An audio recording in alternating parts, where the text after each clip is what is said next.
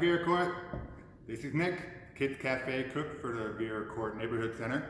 And this is episode 3 of our virtual cooking club. We're making biscuits today. I'm excited.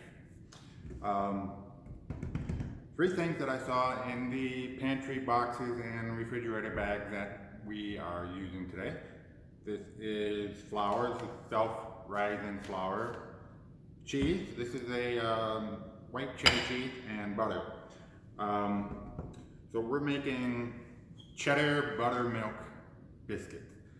So let's start off by talking about self-rising flour. I like using this.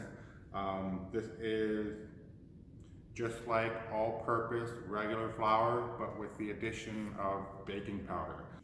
So this is useful for doing a shortcut. People use this for things like pancakes, waffles, biscuits, of course, quick breads and cakes.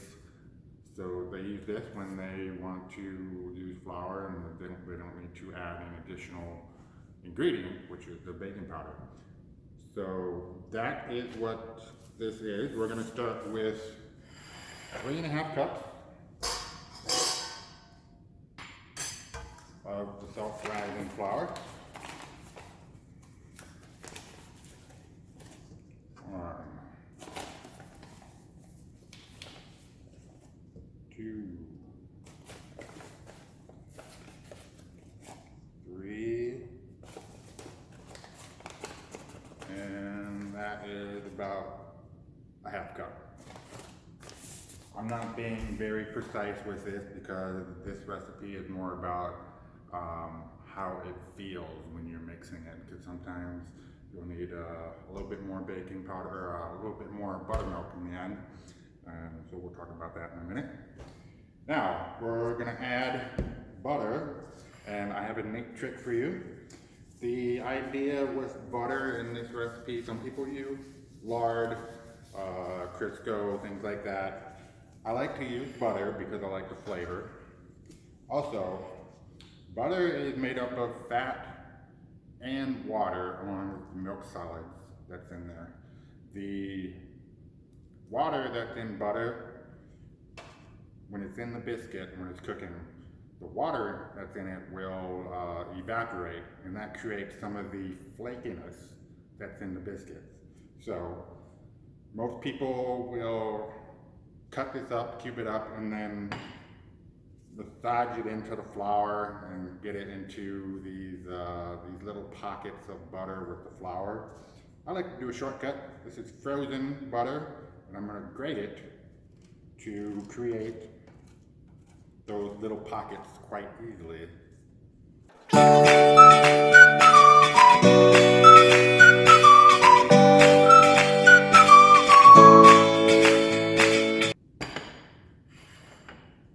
Okay, that's all grated. I'm going to gently mix it into the flour, kind of just get everything coated. That's what it looks like right now. I hope you can see that. That's the butter and flour. Butter and flour is in there. I'm going to add a touch of black pepper.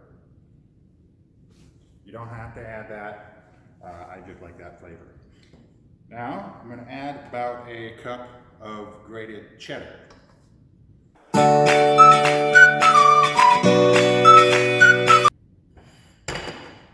So this is a little bit more than a cup of cheddar, and you can use any cheese you would like. This is one of the cheeses that I found in the refrigerator bags. I think they've been giving out mostly this white cheddar, along with pepper jack, and I even saw like a smoked Gouda, which would be good. So I'm going to give this a light toss.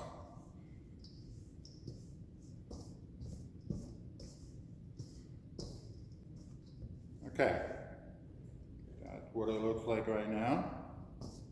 Time for some buttermilk. This is what I'm using, buttermilk, and I have 1½ cups right here. I'm going to add it. I'm not going to add the whole thing right now because depending on the condition, most people just kind of do how they feel. So I'm going to show you what it should look like.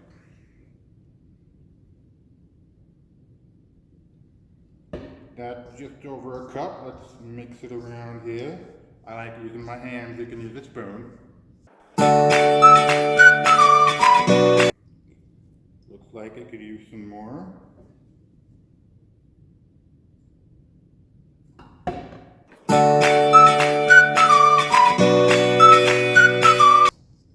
What we're looking for is for it to come together just about this point when you can grab a handful and it kind of, you'll feel it kind of starting to stick together just like that. That is the full cup and a half. I think I like it at that point. Now I'm going to put it on the counter. And we're going to try to bring everything together.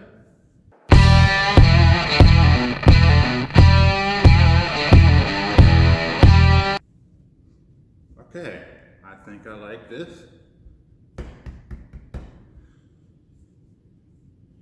Now when you pat it like this, it kind of has a thump to it. That's a good thump. Okay.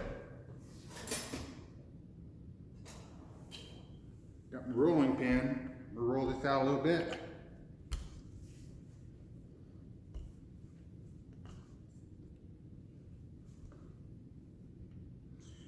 Now that looked a little dry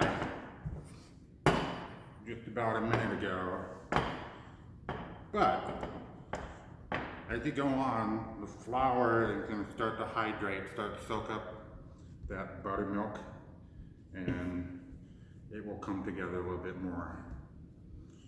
So I like to err on the drier side in the beginning.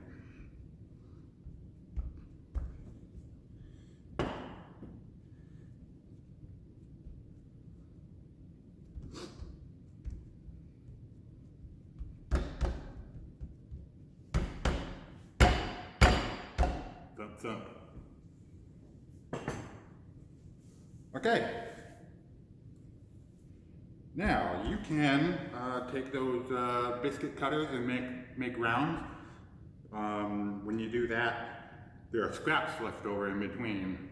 You can take those scraps and kind of re-roll it out and make some more biscuit rounds.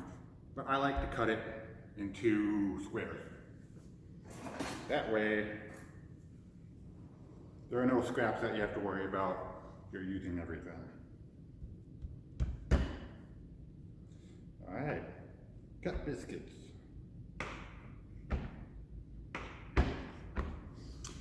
A sharp knife is important for this. You want to get clean cuts so that you're not crimping down the sides of the biscuits. If you do that, it will have a little harder time in rising. If you have a sharp knife and get a sharp cut, you'll get a better chance of having those, seeing those layers in the sides. So hopefully we'll get that.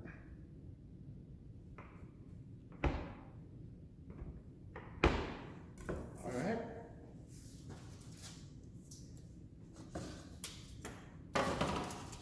These biscuits are going onto a sheet with foil that has been greased.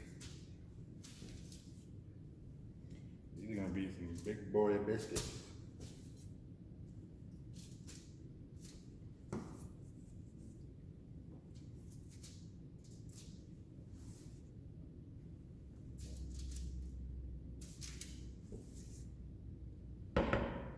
That is perfect. One last thing before they go into the oven. I've preheated the oven to 425. I'm going to go in for about 15 minutes. I like to brush a little bit of butter on top, just to give it that extra little yumminess on top.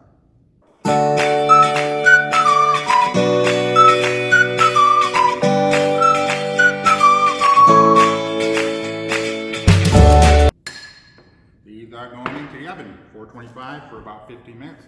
We'll take a peek in about 12 minutes. I'm looking for the biscuits pop up a bit, rise, and some golden brown and delicious top. Be right back. All right, these biscuits are done. They're cooled off, and put them on a plate for you to see. Golden brown on top. If you can see, there are layers, flaky layers here. That's from the butter, and it's risen also because of the baking powder that's already in the self-rising flour. And you can see some little pockets of cheese in there, golden brown on top from that brush of butter. So before I forget, Vera neighborhood, please write in. You can email me or you can call me. Let me know what kind of questions you have about biscuits. Let me know what kind of questions you have about the things in the pantry boxes and the refrigerator bags, and I'll answer them. And if you send me in some videos of what you've been making or some pictures, I can put them in these videos so you can share with the rest of the neighborhood. Now, I'm going to have a biscuit. We use this one.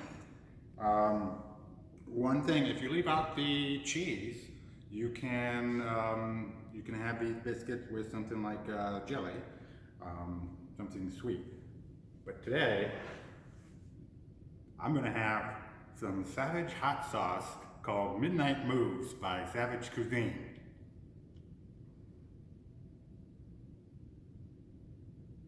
All right, that's enough of that. But it's so delicious.